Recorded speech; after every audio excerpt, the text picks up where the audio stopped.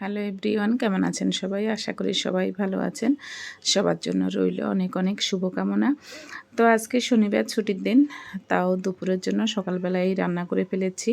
এই যে আমার একটু বাইরে যাওয়ার ছিল, সে কারণে সকালেই রান্না করে ফেলেছি।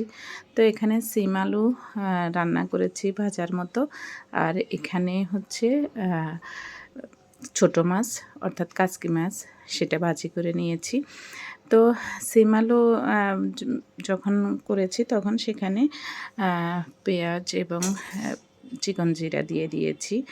আর এখানে এই যে দেখুন ডাল রান্না করেছি, ডালে ঘুটে রেখে দিয়েছি, এখনও তেল দিই নাই। তো এখন দেখে মনে হচ্ছে অনেক হলুদ হয়েছে, কিন্তু খাওয়ার সময় আসলে খুব একটা হলুদের গন্ধ লাগেনি। তো এই তো আজকে দুপুরের রান্না, এবং রাত্রে আবারও হয়তো আরেকটা তরকারি রান্না করব। তো ধন্যবাদ সবাইকে ভিডিওটি দেখার জন্য।